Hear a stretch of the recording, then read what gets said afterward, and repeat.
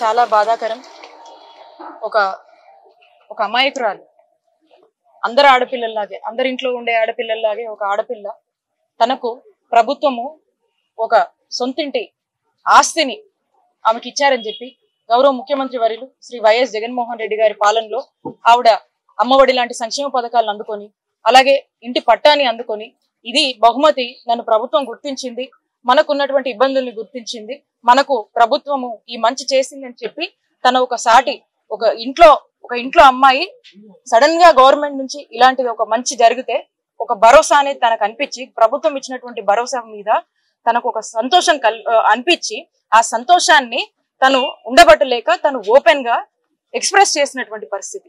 అంటే తన హ్యాపీనెస్ ని బయటకు వచ్చి, తనకున్నటువంటి హ్యాపీనెస్ ని, మనసులో ఉన్నటువంటి సంతోషాన్ని, హ్యాపీగా ఒక ఫ్రీడమ్ ఉందని చెప్పి తను ఎక్స్ప్రెస్ చేసుకుంది.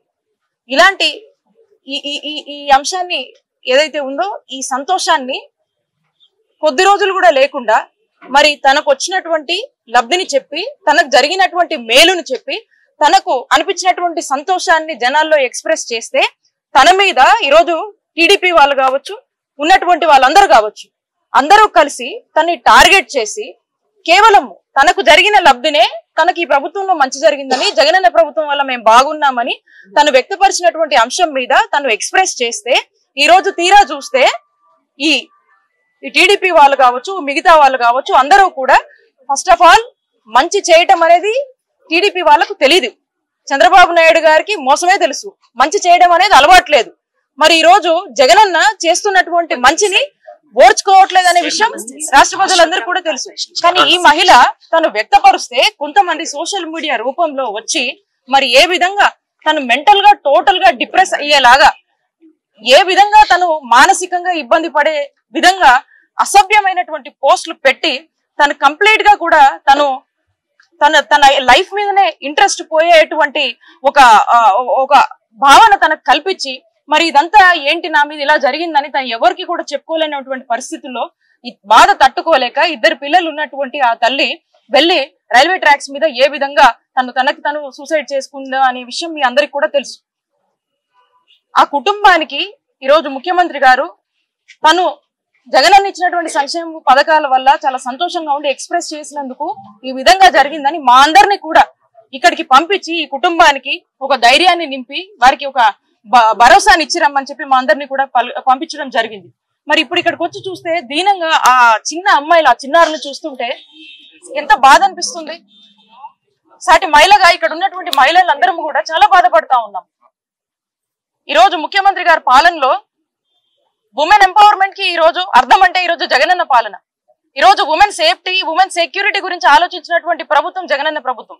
ఈరోజు దిశ యాప్ లాంటివన్నీ తీసుకొచ్చి ఉమెన్ ని ఏ విధంగా రెస్క్యూ చేయాలనే దానికి అనేక రకాలుగా ఇనిషియేటివ్స్ తీసుకొని ఈ రోజు ఉమెన్ అందరినీ కూడా భద్రంగా చూసుకున్నటువంటి ప్రభుత్వం జగనన్న ప్రభుత్వం. మరి ఇంత స్వేచ్ఛ ఉన్నటువంటి ప్రభుత్వంలో ఈ రోజు ఒక మహిళ తన సంతోషాన్ని ఎక్స్ప్రెస్ చేస్తే ఏ మాత్రం కూడా భయం లేకుండా తన ప్రాణాలు తీసేదాకా కూడా ఈ పోస్టులు పెట్టి ఈ విధంగా ఒడిగట్టారు. ఇప్పటికి కూడా తను చనిపోయినప్పటికి కూడా బాధేస్తుంది మాట చెప్పాలంటే. అయినప్పటికీ కూడా ఇంకా అఫీషియల్ గా తన మీద ఏ విధమైనటువంటి ట్రోలింగ్స్, ఏ విధమైనటువంటి పోస్టులు పెడుతున్నారంటే, కనీసము ఒక మహిళ తనకి ఇలా జరిగిందని కనీసం జరిగినాక కూడా మీకు బాధ అనిపించట్లేదంటే ఒకసారి రాష్ట్రంలో ఉన్నటువంటి ప్రతి మహిళ ఆలోచించాలి. ఏం మీ ఇంట్లో ఆడపిల్లలు లేరా? మీకెందుకు బాధ అనిపించట్లేదు? దీన్ని రాజకీయం కోసం వాడతారా? పద్ధతిగా ఏమన్నా చేయాల్సింది ఉంటే, ఏదన్నా పాలసీలు ఉంటే మాట్లాడండి, వీటిని రాజకీయం చేస్తారా? అంటే మీకు ఏమీ దొరక్క ఓటమి భయంతో ఈరోజు టీడీపీ వాళ్ళు ఇలాంటి అంశాలను కూడా, ఒక చావును కూడా శవరాజకీయాలుగా ఏ విధంగా వాడుకుంటున్నారో మరొకసారి చంద్రబాబు నాయుడు గారు, టీడీపీ వాళ్ళు ఈ విధంగా నిరూపించారు వాళ్ళ యొక్క మూర్ఖపు బుద్ధితో. చాలా బాధేస్తా ఉంది. ప్రభుత్వము ఈ విషయం తెలుసుకున్న వెంటనే ఇక్కడ ఉన్నటువంటి ఎమ్మెల్యే గారు కావచ్చు, భార్గవ్ గారు కావచ్చు, ఉమెన్స్ కమిషన్ నుంచి పద్మ గారు కావచ్చు, మేమంతా కూడా వచ్చి ఈ కుటుంబానికి ఒక ధైర్యాన్ని ఇవ్వడానికి వచ్చాము. ప్రభుత్వం తరఫున ఇద్దరు చిన్నారులు ఉన్నారు కాబట్టి వారికి ఒక ఆర్థిక సాయం ప్రభుత్వం ముఖ్యమంత్రి గారు ఏదైతే అనౌన్స్ చేశారో దాని గురించి వాళ్ళకు చెప్దామని వచ్చాము. ప్రభుత్వము ఒక సంక్షేమాన్ని అందుకున్నటువంటి ఒక ఆడబిడ్డకు ఇలా జరిగిందని ప్రతి ఒక్కరు కూడా ఈ రోజు రాష్ట్ర వ్యాప్తంగా కూడా చూసి దీన్ని బాధపడుతున్నటువంటి పరిస్థితి. మరి వాళ్ళకి ఎందుకు జాలి కలగట్లేదో అర్థం కావట్లేదు. వాళ్ళ ఇంట్లో ఆడపిల్లలు లేరా? వాళ్ళకి ఇలాంటి జాలి ఇలాంటివి ఏమీ ఉండవా?